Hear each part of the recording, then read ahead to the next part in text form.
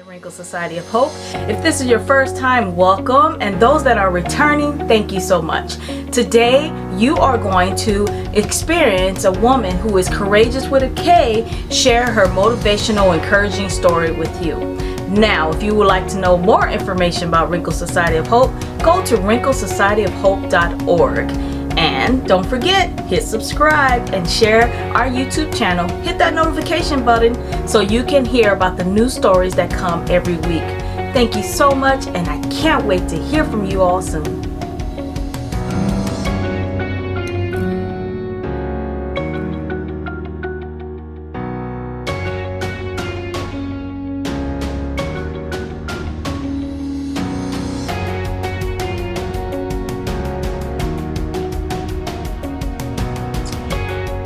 Wrinkles family, I am back, and I was just amazed by this woman on social media. I had to bring her to Wrinkles because let me tell you, she's going to let you know what she do. I'm not even going to spill the beans because we're definitely going to show some pictures of this amazing things that she is putting out there, and I can't wait. So please introduce yourself to the Wrinkles family. Oh, yes. Hello. I would love to introduce myself. First of all, thank you for having me on. I really appreciate it, right? Because we're in a space where our business is new, but gaining or has gained a lot of visibility very quickly, and we are super grateful for that. But my name is Star, and I am one part of a two-part team of Star Cuterie. And what we do is we create custom charcuterie boards for events and corporate and personal private events. And then I also am a stylist, a fashion wardrobe stylist. I have a background that serves me over 15 years. So I've worked with celebrities. I've done magazine covers. So yeah, I am working in an entrepreneurial space of two different companies at one time right now. Woo, you're a busy woman. It's crazy. Yes. And as a busy woman, as you present and you have all this stuff going on, I don't see any physical wrinkles on your face. I don't know. It's just God's grace and mercy because I'm supposed to have them. You're supposed to have them. But if you would ever get one physically, how do you think you would take that? How would you feel? I just saw my first gray hair about a month ago. And it was interesting because I thought I should have had one a long time ago. So it's kind of like the same way I feel about a wrinkle. I would be appreciative of the fact that it would be coming at that time. I've lived a life where I could have had wrinkles a long time ago. So I would be grateful for the time that I had without one. And those wrinkles can pop up unexpectedly, for sure. Yeah, I know. And then we're both blonde, so I know we kind of cover up the grays. Yes. They come in because those grays will pop up in a minute. I know. I'm like, oh, wait a minute. That's not blonde. That's gray. No, that's not blonde. That's actually white. Yes. Exactly. And just like gray hairs and wrinkles pop up, wrinkles in life definitely pop up. We go through some serious emotional wrinkles in life. Can you share one time or another that you went through some wrinkles? Yeah. I am part of a group that I think no woman really wants to be a part of. And that's my husband and I, 4 days after we got married, we lost our baby, our son, stillborn. And then very quickly got pregnant with the twins right after. And I had a very difficult pregnancy with the twins, and I was able to carry only till 24 weeks. So Ava and Austin were born at 1 pound apiece, and we spent over a year in the NICU. A year. We spent a year in the NICU, watching them, seemingly die and come back to life over and over again.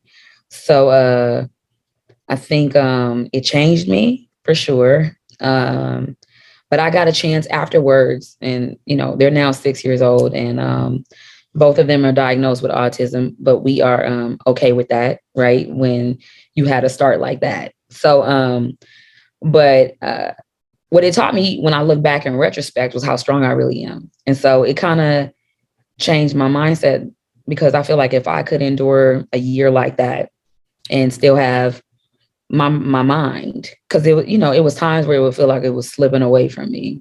If I can endure a year like that and still have my mind and sound, I figured I can go through anything, So then I felt it in my body, but then I wasn't applying it to my life.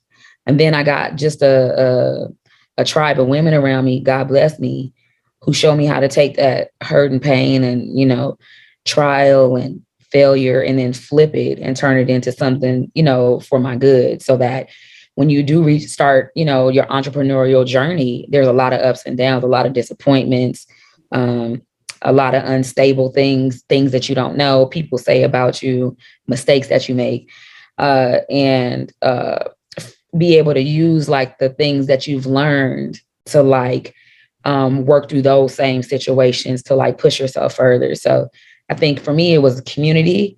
And then I was able to get help. So I reached out, got therapy for myself and my family. And then just staying in a constant state of gratitude.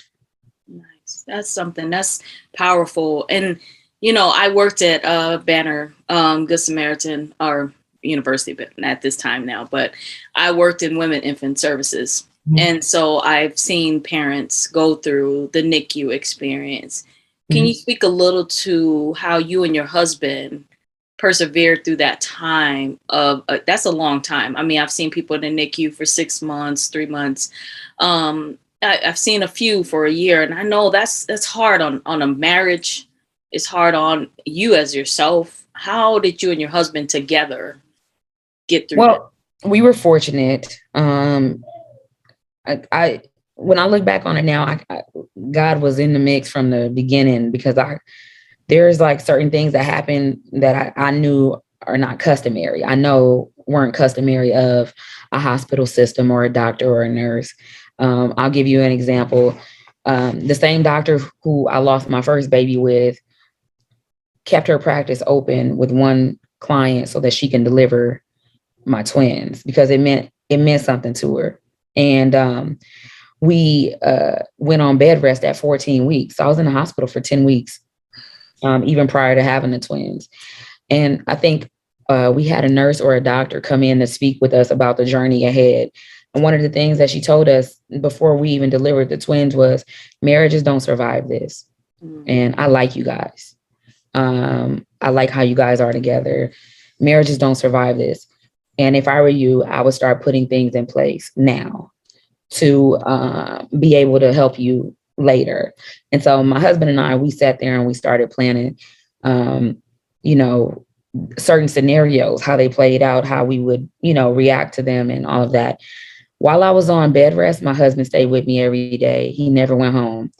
And then the other wives, I saw them and their husbands would come once a week or come have dinner with them and then go. And knowing that when your husband leaves, you can't do nothing. You just sitting in a room. You can't go nowhere. You can't, if he don't answer, it's just like, what can you do? You feel helpless. Mm-hmm. And I started being grateful for mine. Mm-hmm. I started being like, all right, he get on my nerves, but really be like coming, waking up, going to work, coming back, coming, waking up. Like home, I would have to ask him, like, go home and check the mailbox and like wipe down the counters. And because we do still live, and he'd be like, all right, go home, clean up, come back. I never spent the night alone there. So I started being really grateful from the beginning, before the babies came. And then because it had already been in our ear, when there would be a stray or it got hard, we always went back to that conversation. And he would be like, we ain't doing that. We about to do X, Y, and Z. And I am the more aggressor in the relationship. He's very like, if he could sit in the room, you wouldn't even know he's in there. You'd be like, Tavon, okay. But I do know in certain situations I can lean on him. I don't have to be that. And so this is one of the times in my life where I was able to take a break and just focus on being a mom. And he handled everything else around me. So we made it work like that. And we can fast forward to now. We have so much trauma around that experience that we are now in counseling, marriage counselor right now, because you realize once your kids get better, the whole focus was on the kids. Yeah. So, yeah. So then like now we left with each other. What are we supposed to do? So we're now seeking the help, and we are not ashamed. We tell everybody gladly. Yeah. Yeah, I think more people need to speak to that, because I mean, I talk about this all the time. We have Facebook posts and people are hugged up and smiling, and you have the family photos and on Facebook and everybody, but no one knows where you had to go through or what you might currently be going through to get to that, even that photo. Yeah. I don't post the family. I don't post my husband. Okay. Okay. Well, I love the fact that you guys had a plan. I love that person, that healthcare professional said that, because it's so true. Even after the fact of losing a baby, losing a child, that's something that's so true, that you have to have a plan on how to muscle through all the stuff that's about to attack your relationship. I love that they did that, and I love that you guys followed through with that. Yeah. That's amazing. That's amazing. What would you tell your younger self now, knowing where you are today? What would you tell? What advice would you give yourself? I would definitely tell myself that to not be scared of the outcome. Everything that I've tried has either taught me or has worked. So I would these goals that I'm reaching now, I would have already been doing this for a long time if I didn't second guess myself all the time. If I didn't worry that people wouldn't receive me as being humble. I don't want to be braggadocious. I don't want people to not like me. So these are all the things that I let manipulate my decision making. I wouldn't do that anymore. Yes. Oh, say that. Say that.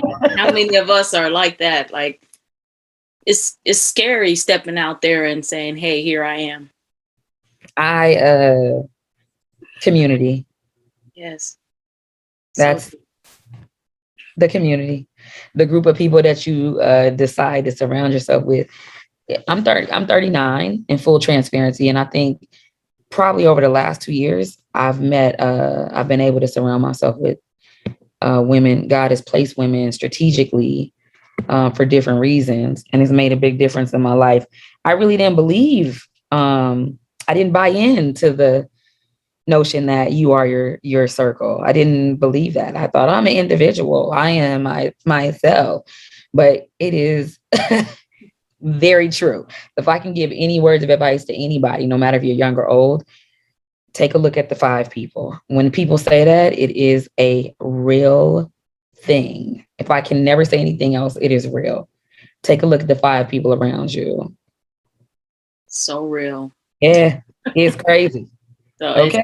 Yes. Yes. And all that you've been through and all that you know now today, let's say you got a t-shirt made and that t-shirt represent who you are today. What would that t-shirt say? Well, I think, one of the things people say about me the most is I'm authentic. I kind of don't change in my settings. I'm kind of the same person. So I think it would say something around, I'm trying to keep it PG-13. There's no children. Because I'm very much not a PG-13 type of girl. So I would say something like, not afraid or authentically unafraid. I like it. I don't care anymore. Wait till you get to that our 40s club. It is at the point you really be like, girl, I really thought 30s was it. I thought when I got 40, I was gonna feel old. And now that I'm inching towards 40, I'm like, oh, wait a minute. There is more. There is more. Because you get even more comfortable and more grounded. I remember having the babies and they sent me to, I was 33 and they sent me, I walked in and I was like, I think I'm at a geriatric.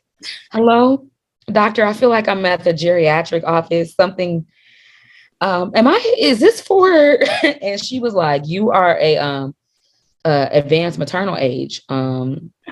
I was like, I'm 33. I Yeah. don't what so I remember sitting down and really being stuck on why the fact I was there. I'm like, why am I here? You know? And her telling me that, 33 is advanced maternal age to be starting your family. Okay. So you can't be offended by that. But she said something else to me. She said, I've come to learn that when you are having your children in your 30s, it tends to be a much better pregnancy and you tend to be happier because you now are in a different place in your life, mentally. And so it helped me like take that and say, okay, I'm advanced maternal age by book, but I'll just say that, this experience I'm going to really enjoy. Yeah. Which was really the furthest thing from the truth. But anyway, I was sick of that. So it was, but yeah, so yeah, I was like authentically unafraid because I just have learned that it's okay to be who I am. Oh yeah, we got to get that shirt like that. Right? I'm like, dang, I might be wearing that on the next photo shoot. Thank you. Yeah, really. I can see you posted up the star that you are. I can see. Now, don't play with me because in 2 days you're gonna see me with the shirt on because I move fast. Thank you. And look, tag me in the post. I'm gonna tag you in the photo. Yeah. I love that. So now you can tell us about the amazing things. You already kind of touched on what you're doing, but break it down. Tell us what you're doing, how we get in touch with you, how we get your amazing products. Yes. So Cuterie Boards is, like I said, we're available in the state of Arizona locally for delivery, and we're about to start shipping all over the place. So we have now, I think, tried and found a way to ship these things in a way that keeps the integrity of our brand and our company. So, so like I said before, we really want to dive into more parties, events, and making that charcuterie really a part of like your decor and things like that. And so we're excited to show everybody what we can do there. You can find us on IG at Cuterie Boards, and then also the same for Facebook. And then we also have a website there where you can order at www.starcuterieboards.com. And we make custom boards, vegan, keto. So we're there to meet everybody's dietary needs, gluten-free, and we are able to do that. As far as styling, right now my books are currently closed, but I will be opening them January 2022. And you can reach me at starcampbellstylist.com and book a consultation there. I do closet cleanings, closet detoxes, event styling, if you need to update your wardrobe, all of those types of things. And then I'm a part of an amazing group, the CRM firm, where I am the resident stylist there. And we are a firm where we take small businesses and through branding, marketing, photo shoots, things like that, we're able to catapult you into the next level of your business and your brand. So that is what I'm doing. And it is a lot. Yes, you are. What made you do the boards? Like what started that? Wow. This is crazy. I'm gonna tell you something. I was doing some commercials for Express, and I was having kind of long interims where I wasn't working in between and doing like little things here and there. And I found myself getting really sad sometimes in the breaks that I wasn't working. I would just feel down. And I was telling my friends about this, and one of my friends said, you need to start going back to therapy. She referred me to her therapist, one of my closest friends. We think therapy is good. But we started going, and I started going, and she suggested that I find something to do to fill my time. And charcuterie is something that I like to do just at home. And I said, okay, well, I can make charcuterie that my friends will like it. I can pull up, they're all small business owners. And I put a post out on Facebook and I said, what do you guys feel about a business owner starting a business that has nothing to do with their current business? What is the reception of that? Mm-hmm. And people were like, start it. And the next week I started it. And I really thought that I was just going to be like my little friends ordering from me. I thought it was just going to be my little friends and it was going to be cute. And I think we cleared like 50 orders the first week. And the second week I said, okay, well, that was a flop. I mean, that was like just a fluke. Like that ain't going to happen. And then we cleared 50 and then 40. And then we started booking parties. And so it became a business before I knew that it was an actual business. And I am now playing catch up to the business as the business owner. So I brought in a partner and things like that, and building a team, a customer service team to help me navigate my way. But like I said, your circle is life. I could not have done it without them. So that's where we are. So through therapy and trying to seek an outlet for myself, it manifested into a whole business. Yeah. Well, congratulations, because it's a great business. As you see the pictures that are coming up, these are some of her great products. There's many more. You can go to wrinklesocietyofhope.org. There will be a link there right under her picture that you'll be able to get some of these products, so directly to the website. But hey, if you need to link up, always look up to me and I can link you guys together. But go to wrinklesocietyofhope.org and you can go right to her website. So Star, thank you for coming today. You're so dope. The energy is good. You're good at this. Don't stop doing it. And if you need any referrals or anything like that, I'll be happy to help you. Thank you. We got to have you back, maybe do a class or something with the Wrinkle. God is so good. We just literally, my business partner and I were talking about doing classes last night. Thank you. Thank you. Thank you. Thank you. Well, Wrinkles is ready for you. So we're going to have to come do a class when you're ready. Let me know. We're going to book you. You guys join in. I would love to do that. We would love to do that. I'm going to be amazing. Because you see the pictures of these beautiful products. I mean, come on. I'm about to get her booked for a party. So book for a party. You don't have to cook. Things are already there and it's delicious. I already had so many reviews. I've read all reviews. I've been following her for a while. So I'm super excited. Thank you, Star, so much. You're welcome. Bye, Wrinkles. Bye-bye.